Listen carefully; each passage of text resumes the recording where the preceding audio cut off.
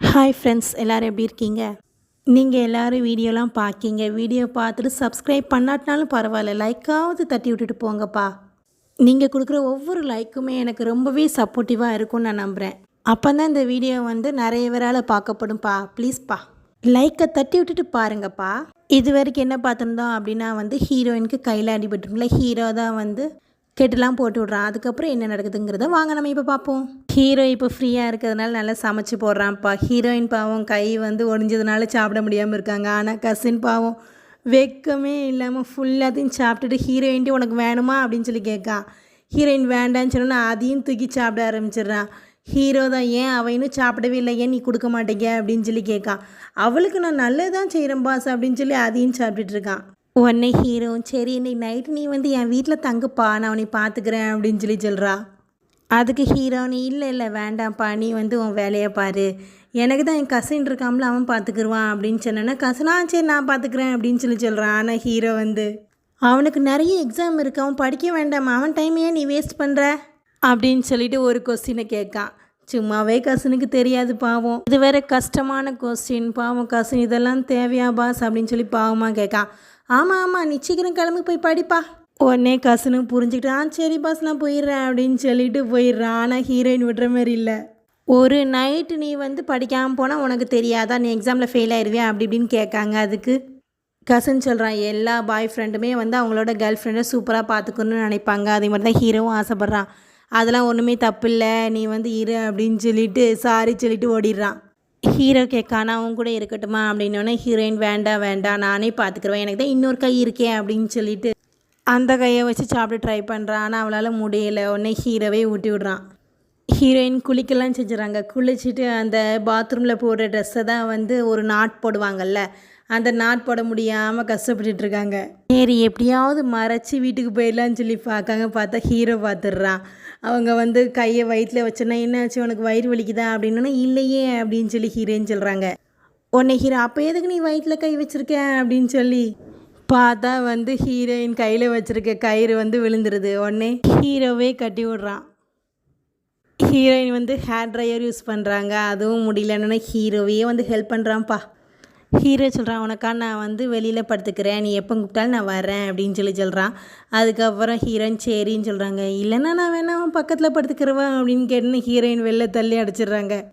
நடு ராத்திரி ஹீரோ தூங்காமல் புக்கை படிச்சிட்ருக்கான்ப்பா.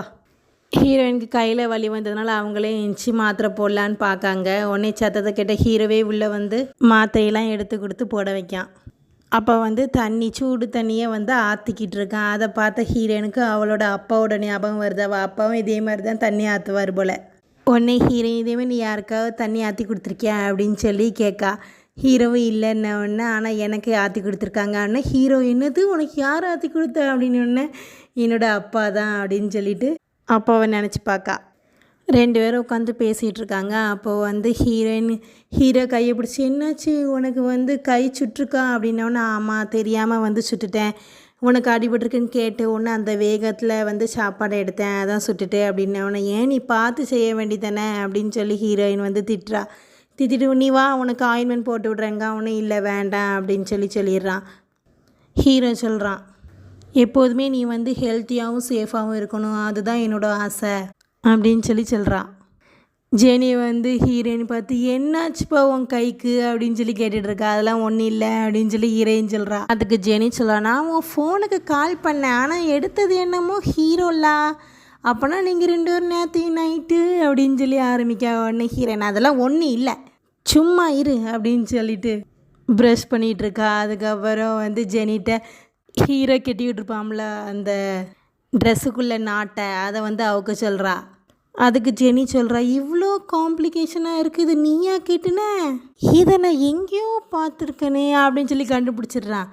இது சர்ஜன்ஸ் தானே வந்து யூஸ் பண்ணுற நாட்டு, அப்போ ஹீரோ தான் போட்டு விட்டானா, அப்போ என்ன நடந்துச்சு உங்களுக்குள்ள அப்படின்னு சொல்லி திரும்பி கேட்கா.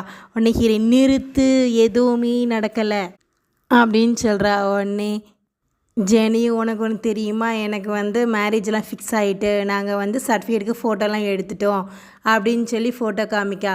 இவர் தான் டாக்டர் காங் அப்படின்னு சொல்கிறா. ஜெனி வந்து இப்போ கல்யாணம் பண்ணிக்க போகிறது டாக்டர் காங்கு. உடனே ஹீரோயினும் ரொம்ப சூப்பராக இருக்கார், உனக்கு வந்து வாழ்த்துக்கள் அப்படின்னு சொல்லி வாழ்த்து சொல்கிறாங்க.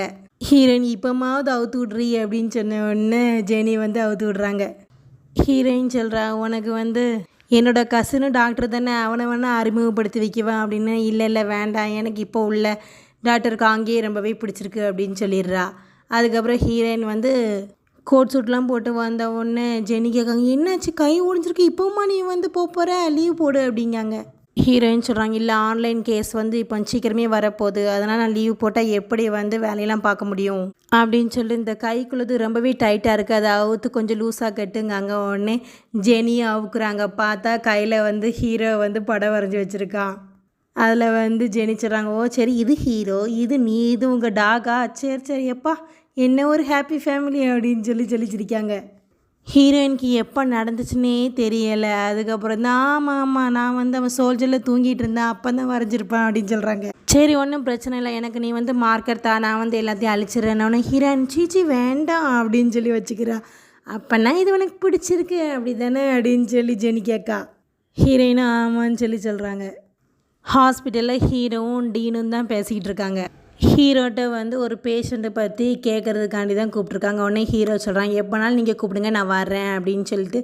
சரி பெட் நம்பர் 3 எப்படி இருக்காங்க அப்படின்னு சொல்லி கேட்டோன்னே அவர் இன்னும் கோமாவில் தான் இருக்கார், இது முன்னேற்றம் தெரிஞ்சிச்சுன்னா நான் உனக்கு சொல்கிறேன் அப்படின்னா ஹீரோ சரின்றாரு. உன்னோட வெக்கேஷன்லாம் எப்படி இருக்குது அப்படின்னு சொல்லி டீன் கேட்ட உடனே ஹீரோ சொல்கிறான், என் கை வந்து எப்பண்டா சர்ஜரி பண்ணுவோன்னு காத்துக்கிட்டு இருக்கு அப்படிங்க. அதுக்கு டீனு வந்து நீ கவலைப்படாத, நாங்கள்லாம் உனக்காண்டி எப்போதுமே வந்து இருப்போம், நீ எப்போ திரும்பி வருவேன் தான் நானும் காத்துக்கிட்டு இருக்கேன் அப்படின்னு சொல்லி ரொம்பவே அழகாக பேசுகிறாரு. ஹீரோ ஹாஸ்பிட்டலில் வந்து வெளியே வரையில் வந்து பெட் நம்பர் 3 பேஷண்ட்டோட சொந்தக்காரங்க ஒரு ஆளும் ஒரு பொண்ணும் இருந்தாங்க தெரியுமா, 2 பேரும் வெளில வந்தோடனே வாங்க நம்மலாம் காஃபி குடிப்போம் அப்படின்னு சொல்லி ஹீரோ கூப்பிட்டு போய் பேசுகிறாங்க. அதுதான் வந்து ரொம்பவே பேசுகிறாரு. உங்கள் ஆகிட்ட தான் நாங்கள் பேசிட்டோமே, எங்கள் டிமாண்ட் தான் அவங்களுக்கு தெரியுமே, உங்கள்கிட்ட சொல்லலையா அப்படின்னு சொல்லி கேட்கான். ஹீரோ ஒன்றுமே பேசாமல் ஹீரோயினோட ரிப்போர்ட் எடுத்து வைக்கான். ஹீரோயினுக்கு ஃப்ராக்சர் ஆகிருக்கும்ல கையில், அதில் உள்ள ஸ்கேனு எக்ஸ்ரே எல்லாத்தையுமே எடுத்து வச்சுட்டு என்னது இது அப்படின்னு சொல்லி கேட்கான். அதுக்கு அந்த ஆள் சொல்கிறான், நாங்கள் அவளை லைட்டாக தான் தொட்டோம், ஆனால் அவள் கீழே விழுந்துட்டா, அதில் எங்கள் தப்பு ஒன்றுமில்லையே அப்படின்னு சொல்கிறான். அதுக்கு ஹீரோ, நான் வந்து ஒரு டாக்டராக தான் உங்கள்கிட்ட பேச வந்திருக்கேன், ஒரு டாக்டரோட லைஃப் வந்து வாழ்வா சாவான் தான் இருக்கும், எப்போதுமே நாங்கள் எங்களோட பெஸ்ட்டை தான் கொடுக்கணும்னு நினைப்போம், எவ்வளவோ பேஷண்ட்ஸை பார்த்துருக்கோம், எங்களுக்கு தெரியாத அவங்களோட ஃபேமிலியோட ஃபீலிங்ஸ் எல்லாமே அது எங்களுக்கும் நல்லாவே தெரியும் அப்படின்னு ஹீரோ பேசிகிட்டு இருந்த உடனே அந்த ஆள் வந்து என்னப்பா கதை விட்டுக்கிட்டு இருக்கேன் அப்படின்னு சொல்கிறாரு. உடனே அதுக்கு ஹீரோ சொல்கிறேன், நான் வந்து உங்களை கேஸை வித்ட்ராலாம் பண்ண சொல்லலை, நீங்கள் வந்து என்னையை மட்டுமே வந்து கம்ப்ளைண்ட் பண்ணுங்கள், மற்ற எல்லாத்தையும் விட்டுருங்க. ஹீரோயின் எனக்காண்டி தான் பேச வந்தா, அவள்கிட்ட கொஞ்சம் நல்லா நடந்துக்கோங்க, எனக்கு வந்து அவள் ஒரு ஃபேமிலி மாதிரி, நீங்கள் எப்படி வந்து இந்த பேஷண்ட் பெட் நம்பர் 3 எவ்வளோ ஹானர் செய்வீங்களோ அதை விட நான் அதிகமாகவே அவளுக்காண்டி செய்வேன் பார்த்துக்கோங்க அப்படின்னு சொல்லிட்டு ஏஞ்சி நின்று அவங்க முன்னாடி வணக்கம் வைப்பாங்களா அதே மாதிரி இருக்கான். அவங்க 2 பேருமே ஒரு மாதிரி முழிக்காங்க.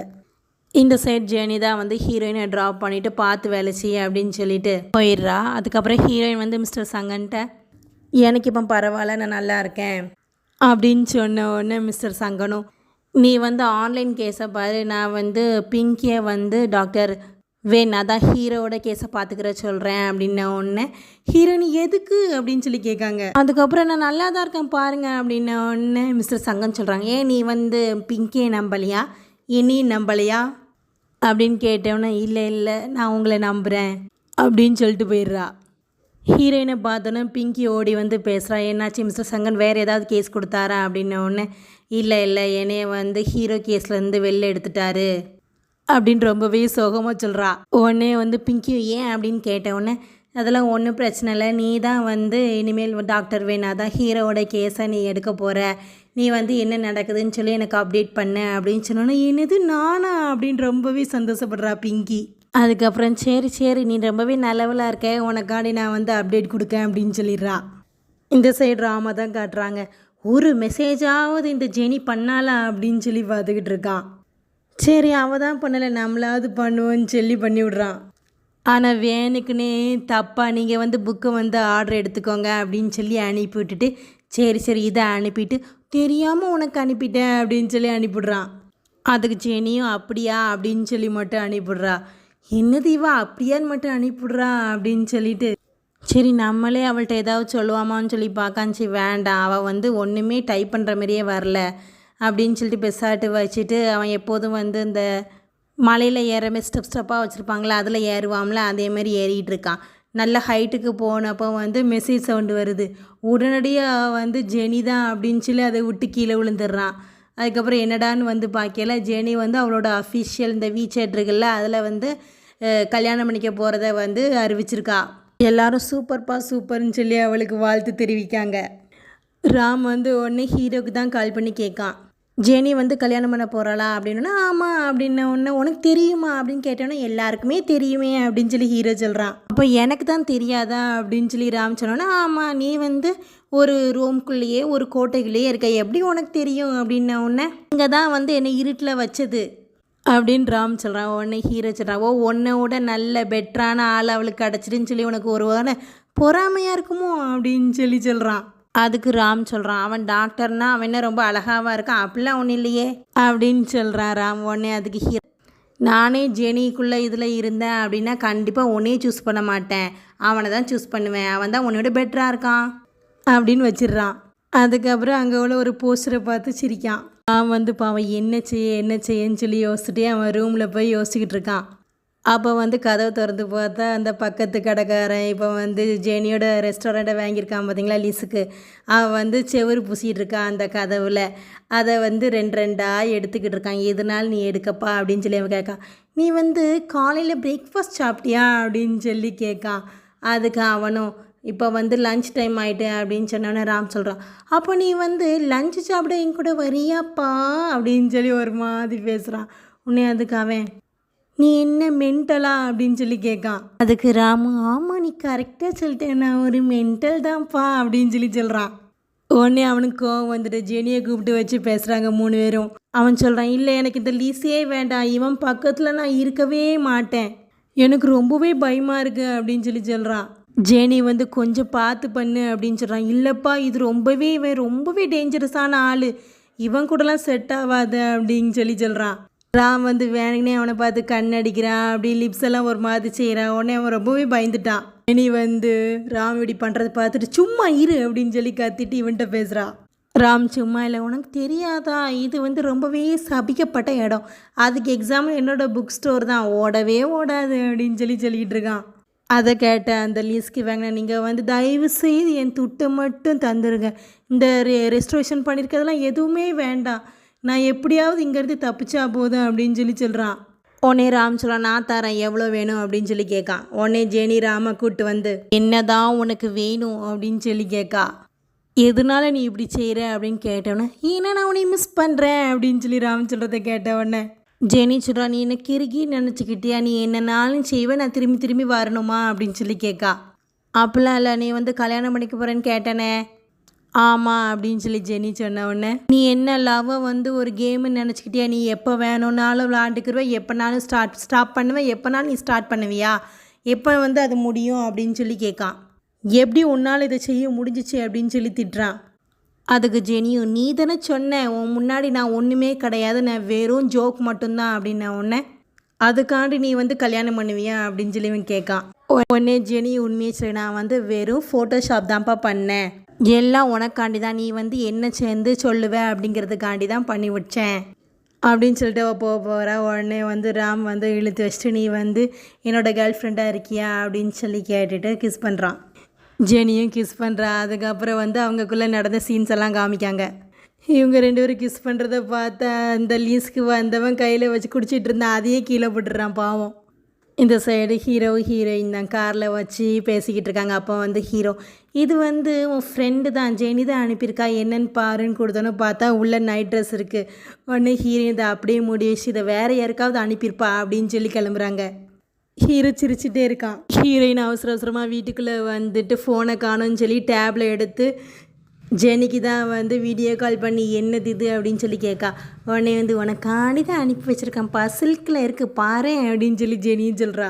ஹீரோன், எதுக்கு நீ இப்படி தேவையில்லாத வேலையை பார்க்க அப்படின்னா, இல்லை ஹீரோ அன்னைக்கு உனக்கு நாட் போட்டு விட்டாம்ல, இது ரொம்பவே ஈஸியாக இருக்கும் அப்படின்னு சொல்லிட்டு இருக்கா. சரி இன்றைக்கி நீ ரொம்பவே வித்தியாசமாக நல்ல முள்ள இருக்க மாரி இருக்கே, என்ன விஷயம் அப்படின்னு சொல்லி ஹீரோயின் கேட்கா. இனி ஒருத்தர் அட்மைர் பண்ணாருப்பா அப்படின்னோடனே, சரி யார் அப்படின்னு சொல்லி ஹீரோயின் கேட்டதுக்கு அதை நான் இப்போ சொல்ல மாட்டேன், நீ என்ஜாய் பண்ணு அப்படின்னு சொல்லி வச்சிடுறா. ஹீரோ நான் வந்து ஸ்நாக்ஸ் செய்ய போகிறேன் உனக்கு வேணுமா அப்படின்னா உடனே ஹீரோயின் இல்லை இல்லை எனக்கு பசிக்கலை அப்படின்னு சொல்கிறாங்க. ஆனால் ஹீரோயினோட வயிற்றுலேருந்து சத்தம் வருது பாவம். அதுக்கப்புறம் ஹீரோ வந்து நிறைய ஃப்ரூட்ஸ்லாம் கட் பண்ணி வச்சு கொடுக்கான். உடனே ஹீரோயின் சொல்கிறாங்க இல்லை இல்லை நேற்றுக்கே இந்த ஆரஞ்சு ரொம்பவே புளிச்சிச்சு வேண்டாம் அப்படிங்காங்க. ஹீரோ நீ சாப்பிட்டு பாரு அப்படின்னு சொல்லி கொடுக்கான். ஹீரோ சொல்கிறான் இந்த மாதிரி புளிப்பான ஆரஞ்சு எல்லாத்தையும் வந்து மைக்ரோவேவில் வச்சா இனிப்பு வந்துடும் அப்படின்னு சொல்லி சொல்கிறான். ஹீரோயின் ரொம்பவே ஹீரோவை புகழ்றா, சூப்பர் பாணி அப்படின்னு சொல்லிகிட்டு இருக்கா. அதுக்கப்புறம் ஹீரோ வந்து ஐ லவ் யூன்னு சொன்னோன்னு 2 பேரும் கிஸ் பண்ண போகும்போது தான் ஜெனி சொன்னது ஞாபகம் இருக்குது. நீங்கள் 2 பேரும் இன்னும் நைட்டை ஒன்றா ஸ்பெண்ட் பண்ணலையான்னு கேட்டிருப்பாள். அது ஞாபகம் வந்தோன்னே ஹீரோயின் பார்த்துட்டு போய் எந்திரிச்சு இல்லை இல்லை எனக்கு வேலை இருக்குதுன்னு சொல்லிட்டு தள்ளி போய் வேலையை பார்க்க போயிடுறா. அவள் வந்து ஹீரோவோட லேப்டாப்பை தான் சொல்லி காமிக்காங்க. அதில் வந்து ஒய்ஃபை பாஸ்வேர்டை என்ன வச்சுருக்கான் அப்படின்னு நம்பராக வச்சுருக்கான். என்னடா இதுன்னு சொல்லி ஹீரோயின் டைப் பண்ணி பார்க்கல தான் ஹீரோயின் நேமை போட்டு நீ எப்போ தான் என்னை கல்யாணம் பண்ணிக்கிறிவியோ அப்படின்னு சொல்லி போட்டிருக்கான். அதை பார்த்து ஹீரோயினுக்கு ரொம்பவே சந்தோஷம் வந்துடுது. உடனே ஹீரோக்கு கிஸ் பண்ணுறா. உடனே ஹீரோவும் ஹீரோயினை தள்ளி விட்டு கிஸ் பண்ண போகிறான். அடுத்து என்ன நடக்குதுங்கிறத நம்ம நெக்ஸ்ட் பார்ட்டில் பார்ப்போம். இந்த ட்ராமா உங்களுக்கு பிடிச்சிருந்தா மறக்காமல் நம்ம ஆர்ஆர் ட்ராமாஸ் சேனலை லைக் பண்ணுங்கள், ஷேர் பண்ணுங்கள், சப்ஸ்கிரைப் பண்ணுங்கள். தேங்க்யூ.